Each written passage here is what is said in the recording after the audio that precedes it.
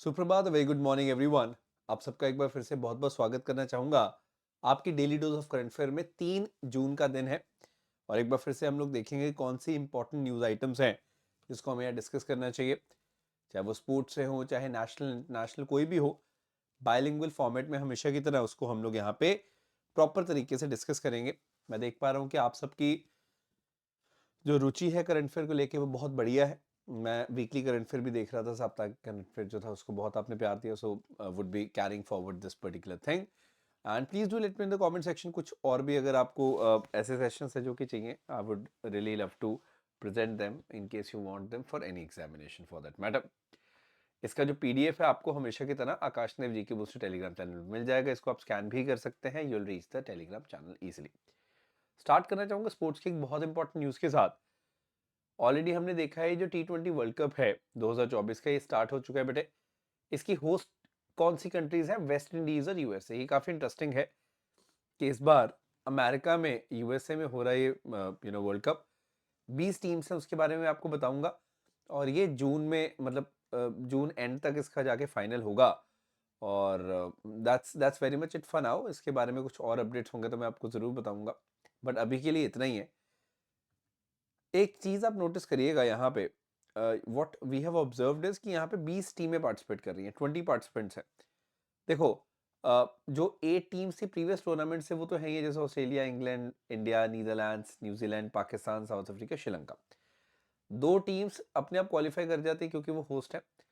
उसके अलावा बांग्लादेश, अफगानिस्तान भी है, आयरलैंड, स्कॉटलैंड है, पपुआ न्यू गिनी, अभी जहाँ लैंडस्लाइड हुई थी वो भी टीम है, कनाडा है, नेपाल, ओमान, नामीबिया, युगांडा तक की टीम है जिसके बारे में बहुत लोग नहीं जानते।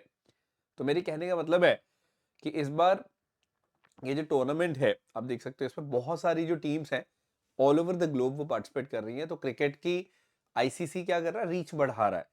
मतलब वो सारी कंट्रीज जो आपने कन्वेंशनली नहीं सुना था जिनके बारे में कि शायद ये क्रिकेट खेलती हैं या ये टूर्नामेंट में पार्टिसिपेट करेंगी, लेकिन वो भी पार्टिसिपेट कर रही है। So this is something which is very much interesting. तो मतलब ऑनेस्टली ये बहुत लोगों के लिए सरप्राइज है कि पपुआ नी गिनी भी क्रिकेट खेल रही है। ओमान का जो सुना भी होगा युगांडा है, नामीबिया तो चलो पहले भी खेल चुका है। तो इन टीमों का बहुत सरप्राइज है।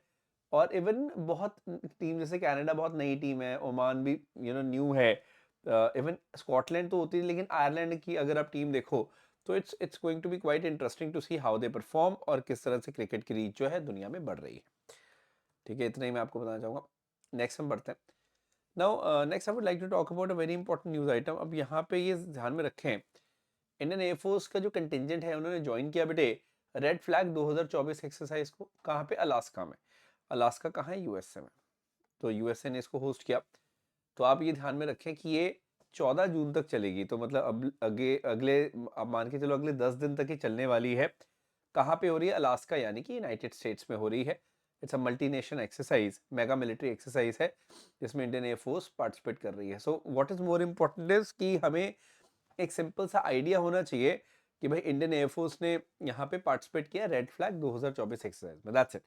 क्वेश्चन अगर एग्जाम में आता है वो ये आएगा कि भाई रेड रेड फ्लैग एक्सरसाइज किसने करवाई, ठीक है, या भारत की तरफ से किसने पार्टिसिपेट किया। तो you should have a basic idea about that.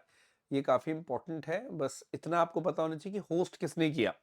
तो ये यूएसए के द्वारा मेज़बानी इसकी की गई है, which is very much important. तो बस ये आप ध्यान में रखेगा कि बहुराष्ट्र मेगा सैन्य एक्सरसाइज जो है अलास्का में हुई, उसमें किया, और रेड फ्लैग 2024 इसका नाम है।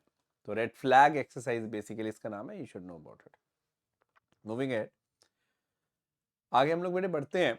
तो हम लोग यहाँ पर एक बहुत इंटरेस्टिंग एस्पेक्ट पे मैं बात करने वाला हूँ। एक पर्सनालिटी है जो इस समय छाई हुई है न्यूज़ में। इनका नाम है इमैनुअल सोबेरन। तो इमैनुअल सोबेरन न्यूज़ में है क्योंकि वुआ की ये नई डायरेक्टर जनरल बन गई है। वुआ मतलब world organisation for animal health. तो world organisation for animal health जो है, इसकी मैं अगर बात करूं तो आपको पता होना चाहिए कि पहले एक टाइम पे इसको जब स्टैब्लिश किया गया था, इसका नाम था OIE। OIE मतलब होता है ऑफिस इंटरनेशनल दिस एपिसडीज। सो बेसिकली बाद में फिर इसको, ताकि सबको समझ आए, तो इंग्लिश में नाम रखा गया world organisation for animal health. It was established back in 1924। तो इसलिए भी इम्पोर्टेंट है, क्यों? क्योंकि अब आप देख सकते हो इसके 100 साल पूरे हो गए हैं। It was all about coordinating, supporting and promoting the animal disease control. तो जानवरों में जो बीमारियां होती है उसको कैसे कंट्रोल किया जाए, उसके लिए इसको बनाया गया था 1924 में। तो अब क्योंकि 2024 है तो आप ये मान सकते हो कि इसकी कितनी देर पूरी होगी, 100 साल इसके पूरे हो गए। That is something which makes it very much important. तो ये ऐसे भी लिखा हुआ था उसके ऑफिशियल वेबसाइट पे, वोआ turns 100 a century improving animal health and welfare. तो जैसे WHO है जिनीवा में बेस्ड, वो किसके लिए? ह्यूमन बींग्स की हेल्थ के लिए। उसी प्रकार से एनिमल हेल्थ के लिए वोआ है। तो ये क्वेश्चन दिमाग में आता है कि जी इसके हेडक्वार्टर्स कहाँ पर हैं? इसके हेडक्वार्टर्स है पेरिस यानी कि फ्रांस में। एस्टैब्लिश हुआ था ये 1924। तो आप ये देख सकते हो 1924 से 2024 तक इसके कितने हो गए? 100 साल पूरे हो गए। So that is something which is very much important. As simple as that. समझ में आया इतना? क्लियर हुआ? तो बहुत सिंपल और स्ट्रेट फॉरवर्ड पॉइंट है जो कि आपको यहाँ पता होना चाहिए। ठीक है? तो इनकी टर्म भी अच्छी खासी होती है, 5 साल की टर्म होगी, 2029 तक इनकी टर्म है। इसीलिए और वैसे भी एनिमल हेल्थ को लेके बहुत ज़्यादा बात होती है। जूनोटिक डिजीज होती हैं जो एनिमल से ह्यूमंस में भी ट्रांसफर कर जाती हैं। इसलिए एनिमल हेल्थ भी उतनी ही इंपॉर्टेंट है जितनी कि ह्यूमन हेल्थ है। और वैसे भी ह्यूमन बींग्स का क्या है, हम लोग तो एक ही प्रजाति हैं, होमो सेपियंस, लेकिन एनिमल्स में बहुत सारी प्रजातियां हैं, तो इसलिए वो ज़्यादा कॉम्प्लिकेटेड काम है उनकी हेल्थ का ध्यान रखना। सॉर्टेड। आगे बढ़ते हैं। तो ये वोआ के बारे में ध्यान रखना, इसके हेडक्वार्टर्स कहाँ हैं, 100 साल पूरे हो गए, और इसकी न्यू डायरेक्टर जनरल एमानुएल सोबरेन के बारे में ध्यान रखिएगा। आगे बढ़ते हैं। आगे हम बात करने वाला हूँ एक मिशन की, मैगेलन मिशन की मैं बात करने वाला हूँ। मैगेलन मिशन जो कि किसका है या किसका था, मैं बोलूंगा नासा का। अब ध्यान दे, पहले तो मैं इसके बारे में आपको ब्रीफ दे दूं। मैगेलन मिशन जो है अभी का मिशन नहीं है, 1989 में ये लॉन्च हुआ था। और अगर मैं बोलूं एक्टिवली इस मिशन ने जो काम किया वो किया 1990 से लेकर 1994 तक। तो आप कह सकते हो कि 4 साल के लिए Magellan mission has worked really well. उसके बाद डिकेड डेट हो गई इसकी, मतलब ये खत्म हो गया मिशन। तो हर मिशन का एक अपना देखिए टाइम स्पैन होता है, तो इसने ये 4 साल काम किया। और इसने ये 4 साल में क्या काम किया उस समय, उसको आप ध्यान में रखें। आप यहाँ पे देख भी सकते हैं, मैंने लिखा हुआ है 4 साल में it became the first spacecraft back then to image the entire surface of Venus. जो मतलब हमारा शुक्र ग्रह है, उसकी जो सतह है उसका चित्र लेने वाला पहला अंतरिक्ष यान था। मतलब लगभग 98 to 99% इसने चित्रण कर लिया था उसकी पूरी सरफेस का। अब इसके द्वारा वो जो काम किया गया था उस समय, उसको आज भी साइंटिस्ट जो है वो एनालाइज करते हैं। इसके जो डेटा थे, इसकी जो भी एस्पेक्ट्स थे जो इसने स्टडी किए थे। तो ये पहला स्पेसक्राफ्ट था to image the entire surface of Venus. तो पहले तो ये सवाल दिमाग में आता कई बार कि जी मैगेलन मिशन न्यूज में था, तो मैगेलन मिशन किस चीज से रिलेटेड है? तो ये ध्यान में रख लो, Magellan mission is related to study of Venus, शुक्र ग्रह के साथ रिलेटेड है। पहली बात तो ये है। दूसरी बात है, Magellan mission has provided direct evidence of recent volcanic activities on Venus. ये कैसे हुआ मैं आपको बताता हूँ, क्योंकि ये जो आर्काइवल डाटा था, ये जो पुराना डेटा था, उसका विश्लेषण किया गया, उसका एनालिसिस किया गया, तब जाके हमें पता चला कि वहां पे और भी वॉल्केनोज वगैरह है, उसके बारे में हमें एक आइडिया मिला जो कि बहुत ज्यादा इंपॉर्टेंट है। तो मेरा जो पूरा पॉइंट है यहाँ पे उसको आप समझने की कोशिश करें, क्योंकि बहुत बच्चे ये बोलते नहीं तो कि सर मैगेलन मिशन कब लॉन्च हुआ था, इसलिए मैंने आपको बता दिया कि मैगेलन मिशन अभी का है ही नहीं। मैगेलन मिशन पुराना है, उसकी जो डेट है वो भी जा चुकी है, मतलब वो खत्म हो चुका है मिशन। 4 साल का मिशन था लगभग। लेकिन वो जो डेटा, इतना ज्यादा इसका डेटा था, उसकी एनालिसिस से हमें पता चला है अबाउट द रीसेंट एक्टिविटीज। उसके अभी के डेटाज और पहले की जो उसने डेटा थी उसकी कंपैरिजन से हमें पता चला है अबाउट द वॉल्केनिक एक्टिविटीज। तो अगर आप वीनस को वैसे भी देखो तो मरकरी के बाद आता है वीनस। तो सूरज के सबसे पास क्या मरकरी है, लेकिन वीनस हॉटेस्ट माना जाता है, बहुत गर्म है। वहां पे बहुत सारी कार्बन डाइऑक्साइड है, ग्रीन हाउस गैसेस, तो उसका भी एक इम्पैक्ट पड़ता है। तो कहने का मतलब ये है कि भाई यहाँ पे वॉल्केनिक एक्टिविटीज के बारे में पता चला है। लेकिन क्योंकि हम लोग एग्जाम की बात करते हैं तो एग्जाम में यही पूछेगा कि मैगेलन मिशन बहुत न्यूज में था, मैगेलन मिशन किस प्लैनेट को स्टडी करने के लिए भेजा गया था। पहले तो ये क्वेश्चन आ सकता है। दूसरा जो क्वेश्चन आ सकता है वो ये आ सकता है कि मैगेलन की they can certainly ask you one more type of question. इसको घुमा के ये पूछ सकता है कि मैगेलन मिशन किस स्पेस एजेंसी का था। जैक्सा का था, इसरो तो नहीं, चलो पूछेगा JAXA, European space agency, it was NASA, ऐसे करके, तो they can ask you that also. Space agency का नाम तो नासा का मैगलेन मिशन, याद रखिएगा 1990s का बड़ा फेमस मिशन था अपने टाइम का। ये मैंने आपको बता दिया, और क्यों इंपॉर्टेंट ये मैंने आपको साथ में बता दिया। और बहुत बढ़िया इमेजिंग इसने वीनस की थी, शुक्र की। आगे बढ़ते हैं। आगे मैं बात करने वाला हूँ निमहांस की। निमहांस मतलब क्या होता है? निमहांस जो कि बेस्ड है बेंगलुरु में, it is national institute of mental health and neuro sciences, ये इसका एक तरह से लोगो है, ये आप यहाँ पर देख सकते हो। ठीक है, निमहांस बेंगलुरु में बेस्ड है। न्यूज में क्यों रहा?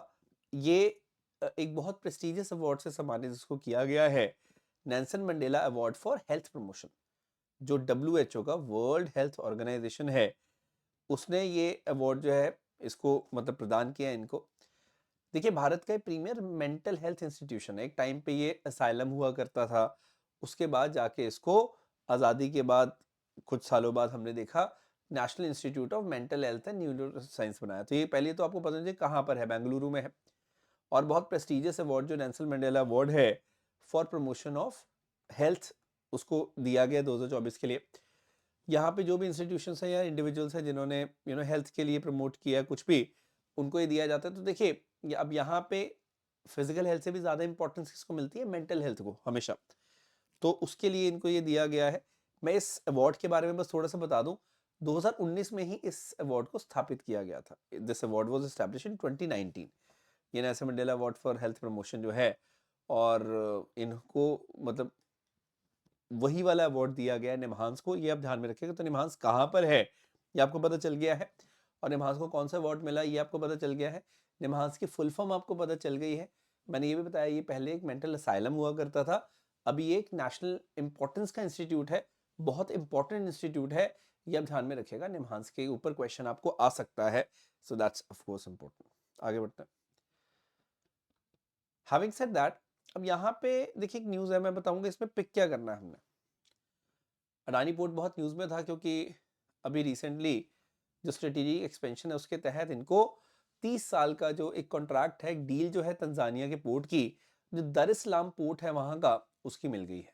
तो मैं अब इस कंपनी पे तो फोकस नहीं करने वाला, लेकिन तंजानिया जो है, since it's a country news, उसके ऊपर हम लोग ज़रूर फोकस करेंगे। तो एक बार आप ध्यान से देखना, अफ्रीका का मैप उठाते हैं, मैंने ऑलरेडी इसको जूम किया हुआ है, देख पा रहे हो। तो तंजानिया जो है, आपकी जानकारी के लिए, उसकी कैपिटल का नाम है दोदोमा। तो ये कभी मत समझ, देखो अभी जो डील की है दार इस्लाम में की है, जो कि बहुत शानदार पोर्ट है, नो डाउट। अफ्रीका की ईस्ट कोस्ट के अंदर ना दो मेन पोर्ट्स हैं, मापूतो पोर्ट मोजाम्बिक का है, और दार इस्लाम पोर्ट तंजानिया का है। तो नो डाउट, जैसे इंडिया के लिए मुंबई कहते हैं ना इकोनॉमिक कैपिटल है, वैसे ही वहां पे सबसे मेन सिटी दार इस्लाम है तंजानिया की। इवन फ्लाइट्स वगैरह भी दार इस्लाम ही जाती हैं अगर तंजानिया कभी जाना हो तो। लेकिन आपको एक चीज जो खास तौर पर समझनी है वो ये है कि तंजानिया की capital is Dodoma, and Tanzania का जो पोर्ट एरिया है बेसिकली वो है दार इस्लाम। यहाँ पे जांजीबार भी है, यहाँ पे IIT का एक कैंपस की भी बात हो रही थी, आपने सुना होगा। एनीवेज वो कभी और पिक करेंगे। सो तंजानिया के बारे में कुछ कुछ चीज़ें मैं आपको बताना चाहूँगा। ये दार इस्लाम पता चल गया आपको, कैपिटल दोदोमा है, दार इस्लाम इंपॉर्टेंट सिटी है। अब तंजानिया का अगर आप देखोगे ध्यान से, तो what we need to understand is it has got neighbours. जैसे केनिया आप देखोगे इसकी नेबर है, ठीक है, नायरोबी कैपिटल है केनिया की। युगांडा नेबर है इसकी, रवांडा होगी, ये बुरुंडी हो गई, छोटी छोटी कंट्रीज हैं। इधर जाम्बिया है, इधर मालावी है, इधर मोजाम्बिक है। तो ये आप ध्यान में रखेगा कि हाँ, इधर कॉन्गो भी है, ये देखो, ठीक है, डेमोक्रेटिक रिपब्लिक ऑफ कॉन्गो।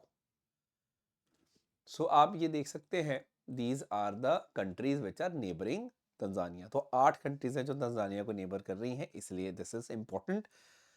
मैं ये नहीं कहता आपको ऐसे पूछ लेगा कि तंजानिया के नेबर्स कौन है, बट मैं हमेशा मानता हूँ कि अगर आपको मैप्स की नॉलेज है ना, तो it is always very much helpful. अब यहाँ से एक और चीज़ निकल कर आई है, बड़ी मज़ेदार है, ये देखो, ये है लेक विक्टोरिया, ठीक है, फ्रेश वाटर लेक है, अफ्रीका की सबसे मेन लेक यही है फ्रेश वाटर। तो लेक विक्टोरिया किन किन कंट्रीज़ के बीच में है? टुक कैसे, टी से तंजानिया, यू से युगांडा, और के से केन्या, दैट्स इट, निकली हैं चीज़ें। तो आप ये देख सकते हो, यहाँ पे थोड़ा सा जूम कर देता हूँ, ये लो लेक विक्टोरिया, अगर आप देखो जो मैंने वो मार्क किया हुआ रेड से, ऊपर युगांडा है, इधर केन्या, नीचे तंजानिया, दैट्स इट। तो मतलब ऐसे मैप्स, देखो मैप्स की अंडरस्टैंडिंग के लिए ना कुछ रटने की बात नहीं है, उसको आपको समझना पड़ेगा। एक एक मैप जब भी कोई न्यूज़ में आता है तो उसको थोड़ा सा समझोगे तो it will always be helping you. यहाँ पे कई लेक्स हैं अफ्रीका में। यहाँ लेक तंगानिका है, यहाँ पे लेक मालावी है ना। ये लेक नाइसा और मालावी एक ही बात है। तो मतलब इस तरह के आप थोड़ा थोड़ा प्लॉट करते रहोगे तो आपको क्लैरिटी मिलेगी। तो बस ये आप थोड़ा सा ध्यान रखना। जानजीबार यहाँ है, दार इस्लाम ये पोर्ट है, दोदुमा यहाँ पे, that's it. I hope that helps. तो अब आपको ये क्लैरिटी रहेगी। आगे बढ़ते हैं। सो मूविंग अहेड, ये आप ध्यान से देख सकते हैं। So we talk about Israel. ये सो इजराइल का जो कन्फ्लिक्ट है हमास के साथ, जो गाज़ा में बेस्ड है यहाँ पे, ये तो सबको पता है। बट एक और प्रॉब्लम इसराइल के लिए खड़ी हो गई है। देखिए लेबनान जो कंट्री है इसराइल के नॉर्थ में, पता है, बेरूत कैपिटल है। तो ये लेबनान और इसराइल का बॉर्डर है। तो यहाँ पे क्या मतलब, लेबनान में जो कंट्रोल करता है लेबनान को, स्पेशली ये वाला जो एरिया है, उसको है हिजबुल्ला। और उन्होंने भी एक फ्रंट ओपन कर दिया है इसराइल के खिलाफ। तो Lebanon front is pressurising Israel, ऐसा हिजबुल्ला के चीफ जो नसरल्ला है उन्होंने बोला है। सो ये बहुत बड़ा एक कंसर्न है इसराइल के लिए, ध्यान में रखना। अभी रिसेंटली काफ़ी न्यूज़ में आ रहा था। हसन नसरल्ला 1992 से सेक्रेटरी जनरल है हिजबुल्ला के। ये ग्रुपिंग है, आर्म्ड ग्रुपिंग है, बेसिकली लेबनान में एक्टिव है। तो इन्होंने बोला है कि battle between Hezbollah and Israel will determine the fate of Lebanon and the region. So कहने का मतलब ये है कि बहुत ज़्यादा ये एक कॉम्प्लिकेटेड इशू बनता जा रहा है जो हमास वॉर है, और देखना होगा कैसे ये डेवलप करती है। बट अभी के लिए मैं बता दूं कि Hezbollah is very much active in Lebanon. और वो क्योंकि नॉर्थ में पड़ता है इसराइल के, तो ये थोड़ा सा कॉम्प्लिकेटेड इसलिए है बिकॉज अगर आप ध्यान से यहाँ पे देखेंगे, ये वाला फ्रंट अगर ओपन हो गया तो नीचे तो गाज़ा में तो बिजी है ही है Israel. So it's gonna be really tough for Israel to negotiate this. So अभी इसके ऊपर काफ़ी न्यूज़ आ रही थी, ये डेवलप होगी न्यूज़ तो हम इसको और कवर करेंगे। बट अभी के लिए इतना ही है। And that's very much it from my side. ठीक है, पीडीएफ आपको मिल जाएगी आकाश देव जी के बूस्टर पे हमेशा की तरह। You can certainly scan this QR code and और probably you can search on Telegram. आपको आराम से टेलीग्राम चैनल मिल जाएगा। I hope that. So that's very much it from my side. That's me, Akash Dev, signing off. Would really appreciate in case you share this session with your friends. आप अपने मित्रों के साथ इसको share ज़रूर करें। मुझे ऐसा लगता है कि जो टॉप करंट अफेयर्स हैं वो आपको यहाँ पे बताए जा रहे हैं। और कोई भी तरह का अगर आप अपग्रेडेशन चाहते हैं करंट अफेयर में, तो you can let me know in the comment section. And do join the Aakash Dev GK booster. वहाँ पे भी आप कमेंट करके मुझे बता सकते हैं any requirements which you have regarding this point. So that's very much it from my side. Have a great day everyone और टेक केयर। जय हिंद, जय भारत।